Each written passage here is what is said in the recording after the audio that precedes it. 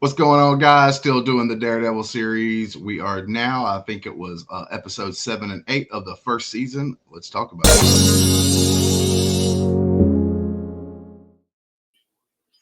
So we're back, continuing our talk on Daredevil as we're going back, and some of us are rewatching the first couple of seasons, and some of us are watching it for the first time, and all of that. And let's just go through. What did y'all think about these 2 episodes that we watched? I thought episode 7 was like it slowed the pace of the show down a little bit. I think that it established some stuff that's really important going forward with the black sky and all of that. But I also think that it was needed after the sort of like pacing of the last few episodes. We sort of like built up to this crescendo of the bombings and the aftermath, and now it was just kind of like taking a like break from all of that for a minute, even though it's still all connected. So I really enjoyed that episode, and I enjoyed episode 8 as well. Learning more about Wilson Fisk is very interesting character, and seeing everything that was going on there was pretty fascinating. Go ahead, Brandon. Sorry, I had a burp that was stuck. um, yeah, I liked the bit. I mean, there was still a gross thing when he goes, the guy in the beginning got his hand chopped off, and I was like, Jesus, really? But yeah, it was a slow pace. You got the first one, you got to know more of Matt. In the second episode that we watched, you got to know more of Fisk. So you kind of needed these to see how these, they're establishing how they are and pretty much how they became who they were. And I liked it. I enjoyed it. What'd you think, Matt? Yeah, it was cool to see the memories that these guys are latching onto from their childhood as they're adults, and how it's shaping their like dealing with society and shit. No, yeah, I totally agree. This is like one of those episodes that I think, both of these episodes put together were kind of like, I thought it was really well done because they were back-to-back episodes too. Because, like you said, one was more about like Matt and how he grew up and become Daredevil or got the training and stuff, and then you got Fisk and what happened to him younger in his life that caused him to possibly be like what he's become. And I just think that's really good storytelling. To be honest with you, because you have the two sides. They just didn't build up the hero character. They built up the villain character as well. And you can kind of see, like, you may not agree with what he's doing and stuff, but now you kind of understand where he's coming from, right? So, like, and that's a big key because everybody has their own, like, experiences and everything and that's led to certain stuff. And I think in most cases, a big problem, like here in real life, is we just see something from the outside and we automatically say, oh, that's bad. We don't agree with it. And we just like don't even try to understand it. But I think a lot of times we can at least come to an understanding to see, okay, so I see where they're coming from. I still don't agree with it correctly, but we see where they're coming from kind of situation. And it makes you kind of like understand different lives and things that could have happened to you that could have caused you to be a different person as well. So I think that's really good and captivating stuff. I don't have to have all the like, and there still was action in these episodes and stuff, but I don't have to have a shit ton of action as long as I'm getting good story and getting a good background told well. I mean, this could have easily been a couple of episodes that people just kind of look at and go, oh man, this is boring as hell. I don't want to touch it in a lot of other shows because they would have done it probably in a more boring way that wasn't as cool. But I thought this was a perfect blend of still getting a little bit of action, but you're also finding out a lot of story that builds up to the end of, I will assume that will build up to the end of the season. And I was kind of incorrect because I was saying this about the last 2 episodes we watched, but I actually think it was this 4-episode block right here that's right in the middle, that's telling you more background stuff, that's letting that all be done. And now I think after these 2 episodes is where the build up to the final episode of the season is going to start. I think episode 9, 10, well, we got 5 episodes left. So these next 5 episodes, they're going to be leading up to the pinnacle, leading up to the mountaintop there. Mm-hmm. But yeah, I totally agree with all those stuff. You see that how they both grew up. Their fathers weren't the best of men, but one's father was obviously a little bit better, more cared about his kid. And the other one was like, he's going to do what he wants to do, and he's going to tell his kid to be a bad kid. and the other one, wanted to do best by his kid, but did it in the wrong ways. Mm-hmm. You kind of see a parallel with some things. Some of it, they may not have been the best, but especially one tried harder than the other, and the kid got hurt. I'd say like Daredevil's dad was like a good dad, but like he was trying to, because they didn't have a lot of money, and he was having to raise his kid on his own. Like he made some decisions. He made some decisions that affected him, but I still think he was there for his kid. And ultimately, the care for his kid is what got him killed. Because like if he didn't care about that and wasn't listening or didn't care about what his kid thought, he would have just fell down, took the money and everything else. But because he was wanting to do something as heroic as he could for his son. I mean, obviously he made a mistake in what he was doing. Yeah, well, you have one kid thinking, "Oh, I got my dad killed, like it was my fault," and the other kid, it was his fault. He killed his dad. You have two different sides of the coin, two different things. And But I like it being complicated, though. Yeah, I like it being complicated because even in Fist's part of this, the biggest deal is like, yeah, he kills his dad, but if you're going to be a person that puts yourself in that situation, I might have done the same thing if my dad was doing that to my mom. Does that make me this evil, the worst person ever? And that's what I'm saying about understanding. Now, there's decisions that are made between that point from that part to what he becomes in the show that you can say and then blame him for because he did a thing that could be considered correct. And then, well, there's a lot of people that I think uses the excuse of my father wasn't there or my father was abusive or something like that. And then they become abusive and then they just try to blame it on the father being abusive.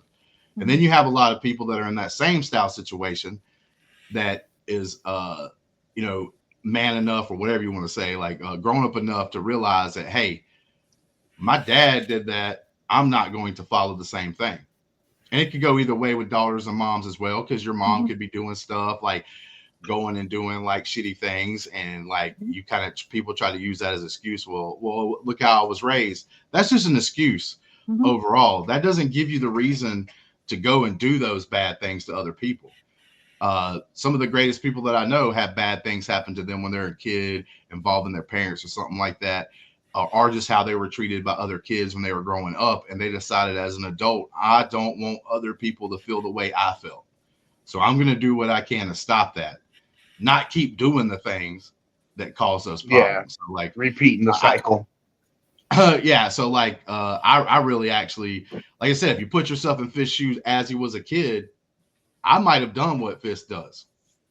My mom's getting beat like that. Cause like that was, and this is one of those things where it's a bad scene, like as far as like, and I can see if you grew up in a place where like say your dad was doing that to your mom or whatever, and you was around that kind of abuse that like you watch this episode and you're kind of like, oh shit, like, and you start thinking about things in your past and stuff like that. So I can kind of get that.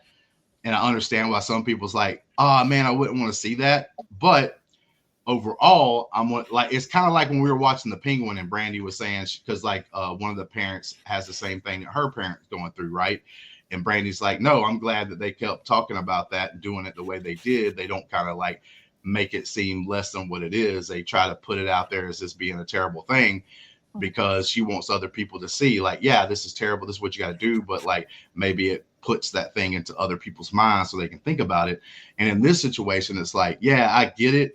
That's a bad thing that people go through, but it makes the show better because now you understand how bad it was. You know, if he just pushes the mom one time and she lands on the floor and that's all it is a push, then you don't get the gravity of the situation as much. If you see what I'm saying. Yeah, absolutely. Because, I mean, when he does what he does, I'm thinking, man, I'm probably grabbing that hammer and doing the same thing. And like I said, it doesn't make you a bad person. You're trying to help your mom out. Yeah. His mom was there and his mom was caring for him. Did you guys think that they're trying to show similarities between that painting he bought and the wall that the dad? Oh hell yeah, that was definite. Yeah, that was definite. That was definite, and I think they're also showing another thing. I think Vanessa is becoming that like his mom. Yeah, you know what I'm saying? Like being there and caring for him and understanding where he's coming from and kind of thing. So like his mom understood why he did what he did, and she did what she had to do to protect him. You know what I'm saying? So, like, I think that's what Vanessa's playing too. So it's not just about the wall and the painting. You got to think about it. He bought the painting because he was trying to go talk to that Vanessa lady. And then she's like this person that's like, I know who you are now. I'm cool with it. I'm going to stick around. Matter of fact, they have beautiful breakfast together. Mm-hmm. And I like the contrast between them because, like, you know, he's doing the things that he's doing when he cooks that breakfast as more of like, because like he even says it in his episode when he meets the crime boss from China, you know, he's got that mentality of being like stoic and he's really careful and he pulls up his sleeves so he can get some of the chives or whatever that was that he puts on top of his omelet he made. And just the way, so he learned that stuff like being in China or Japan, whichever one. And then, so he's doing that. And then she like comes in after him, like, and she's like happily like swinging around him, sitting down at the chair, and she's like grabbing the chives, and instead of like just grabbing a little bit and slowly doing it, she's like grabbing it and throwing her hands in there and, you know, wistfully like throwing them on her eggs and stuff like that. So like it's going to be an interesting dynamic to see like what happens going forward with them. They do have a very interesting dynamic, and I'm looking forward to you discovering the rest of it because it's pretty interesting to say the least. Yeah, I didn't know if you was going to say something a little bit, Brandi, but you had to leave. Did you want to add to any of that stuff earlier? No, I forgot what I was going to say. I had a thing I had to go deal with. No, yeah, you're good. I was making sure. No, I said I'll be back. Yeah. that was my. Yeah, go ahead. If I'm not mistaken, I might get this guy confused, but I think this is David Carradine. No. Who's the guy that comes in? Because he, like, I get them confused. There's a Scott. It's Scott Glenn. Okay, so Scott Glenn, he's been in a lot of things. I always get him and David, what's his name? Because they're kind of similar in how they act and stuff. Yeah. It's almost they almost look alike a little. Yeah, but they also like they even kind of act the same. They're always like that same kind. But anyway, I think Scott Glenn then did an awesome job. I loved it. I love that scene that she's talking about. One of the very first scenes in episode 7, for instance, is we're meeting him first. And he's like, this one guy's scared to death, runs, go gets a gun, then he gets brave, then he empties out his clip in an empty elevator, and then he ends up getting his hand cut off. Thought that was pretty badass from our guy. And then we find out that's Daredevil, basically like teacher when he was like younger, about how to kind of enhance his abilities of, you can't see anymore, but you can use all these other abilities to be able to do anything you want. Mm-hmm. Yeah, Stick is really cool. He was cool, but that was gross. Like that was gross. Yeah, that was gross. I found it. I was very enthusiastic. I thought he was going to be like, I thought he was a bad guy, and then we see, it was his. He kind of is a little crazy and mad, kind of bad-ish, but he was his trainer, his mentor, basically. And I was like, okay. Well, you got the two different good guys, right? You got the good guys that we've always had, people like Daredevil, Batman, and like Spider-Man, stuff like that. You take into account that's like, we're not going to kill nobody, we're going to capture them, but we're still going to fight the bad guys. And then you have people like the Punisher. It's like, nah, dog, these guys are guilty. They've done terrible things. I'm not giving the chance for them to possibly get out on court or something like that. I'm taking their ass out now. And so it's that decision of what you would be. And maybe who you would be. I truly don't know because I've never been in that position. I don't have superpowers, obviously, but if I had superpowers, I think it would be interesting on what side I would fall in, because I'm one of those people that I see the good and not taking out or killing your bad guys, your foes, but I also see people getting let out all the time that do horrendous things. You know what I'm saying? Like all that kind of good stuff. So, or they get captured, but then there's some escape plan that happens because like their buddies get them out or whatever. So you always have those kind of things, and you risk those kind of things. You risk the fact that like if you don't take them out now, how many other innocent people could be hurt because you didn't. So I do think that's an interesting challenge for like when you're telling a superhero tale, like how far will they go? Yeah, I remember I was gonna say from when because you said you would protect your mother like that and do that. I would protect, but I would not kill somebody. I would not And no, it's one of those not weird even- things. Not even in that way. I would not take somebody else's No, life. now he. But like, I did grow up as a protector. I was a protector. I protected my sister. We were taught to be protectors. That's who I am pretty much today. Who I Now- would take to be. But I shaped that way because of my dad. I But will say this. I would not take somebody's life. Now, Even I do if they're a think. shitty person, I will not take I another person's do life. think that scene goes too far. Mhm. Right, and that's what A makes him like closer to being bad than good. I'm just saying, like, you can kind of sympathize a little bit with why he did what he did, but like I possibly would have hit him with a hammer one time to get him to stop. He's bigger than me. Like, if you don't, what's going to happen? You're going to get your ass beat, and then he's going to still beat the crap out of your mom more. So, like, I might would have swung the hammer the one time and hit him upside the head, didn't realize what was up, and realized he was going to his knees, so he's probably out, and not go any further than that. Like, I'm not saying that I would see him on the ground afterwards, like bleeding, and then like use the hammer even more, like he ends up doing, screaming, kick him harder, kick him harder, kick him harder, and like that kind of thing. So I'm not saying when I say that I'd go that far, but I might would have hit him with a hammer. Like, you're in a bad position right there. That guy's double to triple your size. There's no way you're going to stop him. You're not going to be able to talk him out of it or any of that. If anything, maybe you could distract him so he'd beat the crap out of you instead of your mom. And then maybe he gets tired and stops. But like, other than that, you're in a bad position right there. So the hammer hit one time and he's kind of like reaching to the back of his head and he's already going to his knees. You already know he's kind of out. He might not be dead at that point, but he's out. He's incapacitated at that point. I would stop, of course. I wouldn't do exactly what he did in the scene, but I'm saying I probably would have. What got me too was how quick the mom was like, "Get the saw." Oh yeah, no. Yeah. Oh yeah. That's why I'm saying that Vanessa and her are pretty close, because Vanessa now knows, like, even that story. Yep. She knows about it and she doesn't look at him in a bad way or anything. She's like, I'm here for you, just like his mom was. Like, you protected me. I know why you did what you did, or wasn't. Maybe there wasn't nothing else you could have did it, but so I'm going to protect you. And then she's immediately, get the saw. We cutting this mofo up. Yep. So and how he said he dragged a bag a day to the river. I was like, drag a day to the river. Why would you do that? Why would you just take as many as you could, like, right away? Well, I mean, you could get caught. Yeah, I guess.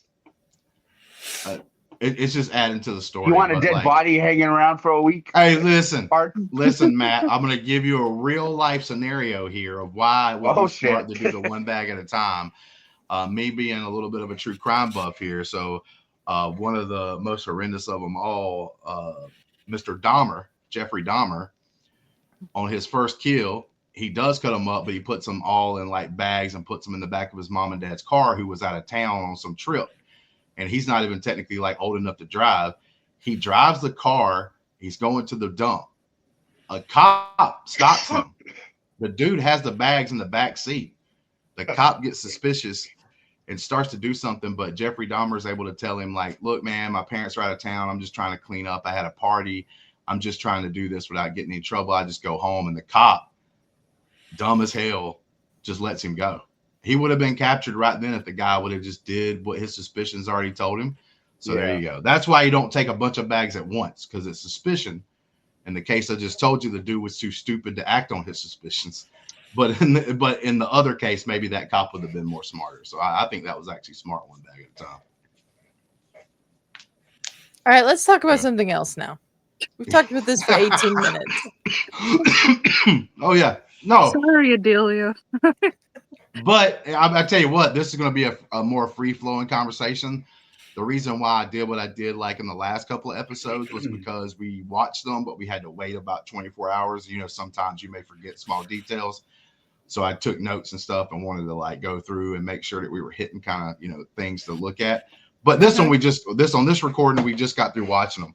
So I did want it to be a little bit more of a free flow conversation, but that's why I brought up the trainer. So what did y'all think about Mr. Scott Glenn's character and like all the stuff that we learned through Daredevil on that episode 7? He was insane. He's a crazy guy. Stick is interesting. Yeah, I was gonna say about Stick. That's why I brought up the whole question about like what kind of good guy you're gonna be. Scott Glenn's character Stick, he's obviously the Punisher, right? He knows bad people do bad things. He's Yep. like, I'm gonna take this. He knows what that. I don't know as a person watching the show yet what the black sky thing is. Adelia knows, but she's not gonna tell us yet. But I can see that that's probably a pretty dangerous ass thing to have around, and he's not taking no chances. He's taking it out. He's killing it. You know what I'm saying? Like he doesn't care. It's what's good, what's the best, you know, to stop evil, right? He's going to do it, whether it's, you know, even if he has to kill like a young person to do it for whatever reason. I'm pretty sure we're going to find out. Well, I will tell you this. You can answer this. This won't be really a spoiler. But as far as the Black Sky thing, will we find out by the end of this season what it actually is?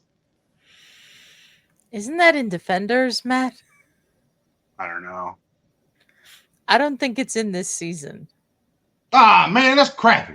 It might be next season. It might be next season. Yeah, I think it's season 2. Yeah, it might be next. Yeah, season 2, I think, but it's not this season. But we know it's going to be a bad thing. So, like Scott Glenn, even though you might think, oh, he's shitty for trying to kill this young person, we're going to probably find out that no, there's a reason why he was killing this young person. Oh, you'll definitely find out. You'll definitely find out. But I think it might be next season. Okay. That leads into the Defenders. I got you. So, anybody have anything else on that episode 7? It was cool to see that Stick kept that bracelet that he made him. Yeah. Even though when he left him, he made it seem like he was going to just throw it away. Oh yeah, no, you could tell like the reason why he left him is because he doesn't want to have any attachments that make him like weak. So he walks away. So was this episode the stuff with Karen got attacked, or is that 8? That's episode 8. Okay. They blur sometimes. Maybe it's the end of episode 7. It might be the end of episode 7. It's towards the end of episode 7. Mm-hmm. Yeah. Yeah, it's towards the end of episode 7. Yeah. But as I said, that was important too. Yeah, that was important too. Yeah, go ahead, talk about it. Karen is getting herself in deeper than I think she realized, and those guys are watching her now like a hawk, probably. And Karen's got some stuff coming up that's interesting. She got attacked by 2 men. She gets attacked by the 2 guys leaving Mrs. Cardenas's house. And Foggy was following her. I still don't understand why. I mean, he said she was acting funny, but like following her with the baseball bat and softball. Yeah, following her with the baseball bat and softball. Like, it doesn't make any sense. This was after Karen talked to Ben Urich about all the stuff they know so far, which is basically they know some stuff, but not a lot. And then this sort of leads into them telling Matt at the beginning of episode 8, and Matt confronting Ben Urich towards the end of episode 8, which all goes out the window because Fisk makes himself public. I like that scene because he's like, man, I just wrote this whole fucking article for nothing. Yeah. Oh, yeah. But I will say, I don't think it's out of the realm of possibility to think that, like, Foggy was noticing some things. Like, she, like, basically thinking, like, there's a bunch of shit going on. There's buildings that just blew up. You know, it seems like she's going around trying to get information. He kind of understands that a little bit. I think that, you know, he really likes her. So he thinks, like, oh shit, she's trying to like possibly find out some more things. So I think he was probably trying to be like, just be there just in case. So it doesn't like, it didn't really like throw me off anywhere. You know, I thought it made kind of sense, you know, because he does not like I said, there's a lot of stuff happening dangerous around him. All this crap's going down at the same time. She's out there digging into stuff. And like, it, to me, it stands to reason that, it, you know, if she was doing that kind of stuff and I was in Foggy's position, I'd be like, I don't know if I'd have followed her. I don't know what I would have did, but I would have did something to try to find out like what's going on and what she's doing, because it could possibly get her hurt and killed. And she's been attacked before too. That's so true. It wasn't like this was her first time being attacked. She was attacked at the beginning. That's how come they even tried to help her out to begin with. Yeah. I don't know. There's just something about Foggy appearing there just seems so random. like, oh, someone has to save Karen at this moment. Let's make it Foggy. Yeah. Like it would have made more sense if it was And how far Matt. back was he? Because it took him like a minute to get there. You know, I mean, they were Yeah. there against the fence and stuff. Like, Yeah. They did kind of foreshadow a little bit when he's asking her if she wants to go to the hit a couple of rounds of softball at the pins. I mean, yeah, I guess, but I don't know. It just They seemed just wanted to random make to him. me. No, yeah, I mean, I kind of get it, and some of that stuff's going to happen in the show. I don't mind things like that happening every now and then, right? Yeah, no, like- I don't either. but- Right. Now, when it happens like a lot, then I'm like, oh shit, because I really start noticing at that point and everything else. We have the face not being meshed up. Now Right. we got the softball, the bat with the Foggy being there. Like, just a few things here and there. Right. It's like 2 things in 8 episodes. It's not like when I see 3 things in 1 episode. You know what I'm saying? Yeah. It's like, all right, come Yeah. on now. We got to stop this shit. You know what I'm saying? They do get up with Ben. She brings Foggy in, and they start getting together and putting this old wall together. They threw up the Jack of Hearts or whatever, and we also see that Daredevil fights his old mentor, gets in a fight, and destroys his apartment. yeah, pretty brutal fight. And then at the end of it, when he's cleaning up, he notices that the old man still had the thing that he had put together, the bracelet he had made. You know, that whole deal to me was kind of cool, just because like the mentor left him not just to be like a piece of crap. The mentor left him because like you could tell like he kind of felt it in that moment, like almost brought him to tears and stuff. Like he was already starting to care. yeah, He wasn't there to like to be a father in place of a father. He was there just to train this kid so that he could go out and, you know, help others and do this kind of thing. He wasn't there to try to get another family member, you know, and like the kid, like Daredevil as a kid didn't realize that, you know, he thought he left for other reasons, but he didn't leave because he of any reason but the fact that he was getting attached to him. Like he was actually starting to feel some love and stuff for him, and he didn't want to feel that. Yeah. Because one of the things Stick teaches him is you don't need any attachment to anything. Like, you only have to be prepared for the war. And he never explains to Daredevil as a kid what the war is. Yeah, exactly. That's just one of those things, though. And it rings truth. Like, I think you can't, I don't think you can go away without any attachments, period. That's why I think, like, you know, the Jedi is kind of flawed, like in Star Wars that way. Because I don't think you can block out everything, but I do like the more and more and more and stuff that you put in there to be attached to, the weaker and weaker and weaker you can become if you're going to be this person that's going to be like a figure. Like, it doesn't matter if you're just an everyday person living your life, walking around town, you know, doing your thing, and you're just working and making money and doing all that good stuff. But if you're going to be one of these people that are like fighting as a hero or doing something like that, and you put all these connections with you and stuff, all it's going to do is hurt them. Then in turn hurt you. Yep. All right. So then we went to episode 8, Shadows in the Glass. And this is where we found out a lot of things about our boy Fisk and what's going on with him. This episode kind of almost mirror. That's why I liked them back to back like this, because it mirrors, like, not exactly, but it does sort of mirror the Daredevil episode, because of the fact that we get a little bit of story with Fisk in that episode 7, a little bit of story with Daredevil in this episode 8, but it mainly does focus on the villain in this one. I thought the episode was really good. Yeah, it was. Yeah. I like that we focus on Fisk as like a man, and he's not just like this crazed maniac all the time, but he's like respectful of others. And he says that when he's talking to Nobu in the beginning, he offends him and he immediately apologizes. He wants to be respectful. He's respectful to Madame Gao when she just shows up at his apartment and delivers the messages she delivers to him. Before, when she leaves, he waits till she leaves to flip the table. Like, and then he's always been. Go ahead, Matt.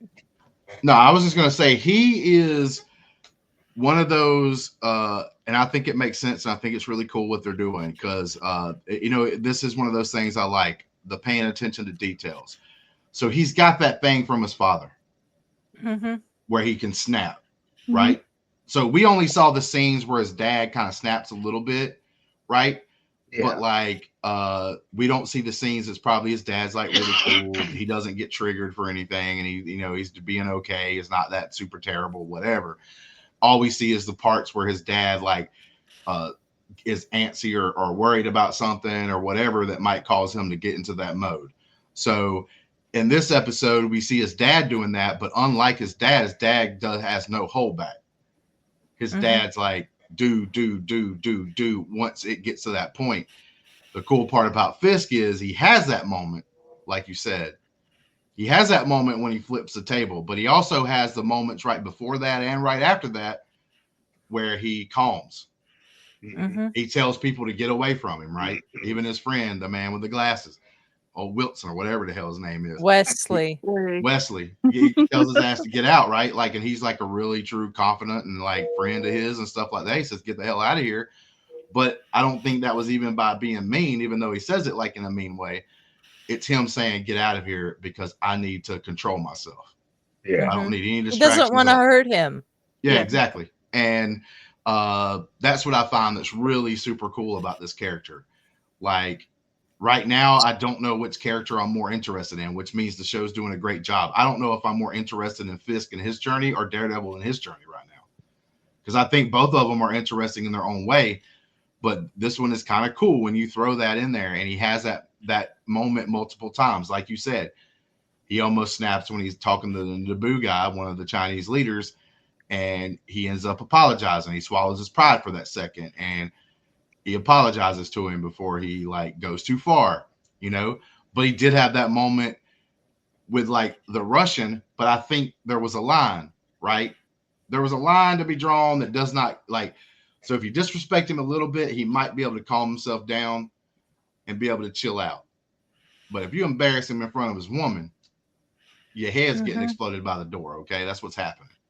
There's not going to be any like, let's sit back and think this over kind of situation. So if anything, I'm gonna right now, I know it. Anything even touches, if there is a guy walking down the sidewalk and he doesn't notice they're there, and Fisk and Vanessa comes up walking, they're walking like this, and Fisk and Vanessa catches up, is about to pass them, and he were to like say, had something in his throat, and he kind of spits on the side, and it happened to hit her shoe. And he doesn't even do it on purpose. He's dead. Okay? Yeah. Anything touches Vanessa, that's it. What I like too is that he's not controlling of her. No, he's not. But that's my point being is if anybody else touches her, period. Yeah. Like I wouldn't want to, like right now, if I'm walking the streets of Hell's Kitchen, if Vanessa was walking down the sidewalk, I'm getting on the other side of the street. Because I don't even want there to be a chance of while I'm walking by her, I farted. Not going to be a good thing. It's going to be the last one I ever take. Or the wind blows me into her, right? A gust of wind comes out of nowhere and I kind of get off balance and I brush up against her. I'm a goner. There's nothing that's going to stop Fisk at that moment. Nothing. No, you're not. Me. I am. What? You going to what? I'm going to stop Fisk at that moment. Oh, I thought you were talking about you was going to go fart on her. I was like, damn, No, Brandi. no. Damn, Brandi. You said, how about damn Brandi? You're gonna beat up this big man for me? Yeah. No, well, shit, girl. Yeah. Listen, okay, I know. Look, man, I get it. It's the bigger they are, the harder. Listen, I understand, but if Mr. Fisk got that at you're done. Okay, I might be done in that situation. See, Justin's gonna poop himself, and I'm gonna stand up to him. Well, I'm not gonna poop myself. I'm just saying I'm gonna be the intelligent person. I'm gonna be the intelligent person to get myself out of trouble in this situation, right? I'm not gonna stand there and instigate it like a dummy. Now, let's say Fisk were to bump into you. I don't care if I'm probably gonna get killed by Fisk. I'm gonna go in there and commence to be trying to whoop his ass. Now he might beat my ass and take me out, but he's gonna have to, right? But I'm not gonna throw you over there on the sidewalk to see if you happen to bump into him. I'm going to be like, come on, Brandi, let's go over here to the other side of the street. Let's just chill out, do the thing. I'm not going to be like, hey, Brandi, go over there and see if he bumps into you. Nah, No. man. That's See, how it if happens. somebody bumped into me and if it was an accident, they said something, like, "Oh, I'm sorry." But if you're gonna get in my face after that, it was You're an gonna be like, accident. I'm sorry, but then like Like, you a need to. karate kick's gonna come out of nowhere and it's gonna be my foot up somebody's face. It's gonna be my foot in somebody's face. Girl, your foot literally ain't getting no higher than 2.5 feet. 2.5 feet. Okay, in the air. That's half a Let's ride. be honest. It's ball kicking area, so That's it. Yep. I mean, but Fist seems pretty No, tall. He's I gonna can be kick probably at tall. least his That's ball fine. kicking space gonna probably be 3.5 to 4 feet up. You probably ain't gonna get that high. 4 feet. He's tall, man. You see how tall he is? 4 feet. That man's tall. Justin, I think flexible. actually, I'm gonna be honest with you. Sometimes they do camera tricks, but I actually think the guy that plays Fisk is actually a big dude. Like, Oh, he is. He's huge. I think the actor is like a pretty fucking tall guy. Like, to be honest with you. He's He 6'4", Vincent. Yeah, 6'4". Like, come on, bro. You gonna try to I'm kick him in the flexible. balls, and your foot ain't gonna go high enough. You're just gonna stop right beforehand. Well, first of all, for you to say that I can't reach high, I can kick up to your head, like Girl, your head.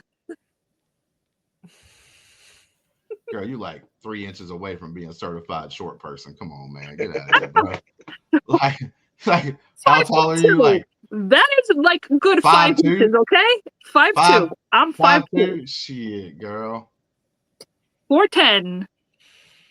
I'm a good. No, are you 5'2" or are you 4'10"? I'm 5'2". Crystal's 4'11". My niece is 4'9". Adelia's I'm like 5'2". shit. Adelia's I'm almost 6 foot. tall compared to my family. See, Adelia's almost 6 foot. What are you, like 5'10" or something? 5'11"? 5'10", yeah. Yeah. So like, because she's almost as tall as I am, like really close actually. Matt, see, you could kick Matt in the balls really easy. Yeah. He's only like 4 inches taller than you. Oh, I thought you were gonna say they sag to the floor. Could be both. Could be both. Could be both. Because listen, I'm an old man, and I told somebody at work the other day. I think I told y'all this in the Discord not long ago. See, this is some of the funny things you could get into if you join our Discord. But I was coming to sit down in front of the computer here, and I said to myself after that sit down, because something happened, that I understand why older men will, like, it looks like they're grabbing their pants and kind of like adjusting as they sit down. And I always thought that was kind of weird and gross that old people just did. But when I sat down on one of my balls, I almost threw up, man. I had to get up, crawl to the bathroom. Like, it was bad, man. So now I understand why they, did the little minor adjustment of pulling up the pants leg or something right before they take a seat, just to make sure. Because this is like a segment of our voice chat in Discord, making its way into the post credits. Join the Discord if you're interested in hearing more of this kind of nonsense. We have a link to that. We have a link to that in the description of this episode. Yep, exactly. So with that being said, let's go ahead. So we already gave the score for last episode, so we'll give a score for this episode, and we'll any last Did thoughts? we give a score for the last episode? Well, we'll give it. No, wait, hold on. Yeah. So we'll give a score for both episodes put together. We'll just do it that way, so we can get out of here. So any last thoughts, and then give your score. Justin's getting out of here now. He just embarrassed himself. He's done. My mouth got dry after I started thinking about sitting on my balls. I need to give these episodes an 8.5. I'm done. I'll give it a 7.5. Yeah, I'm gonna go 7.5 too.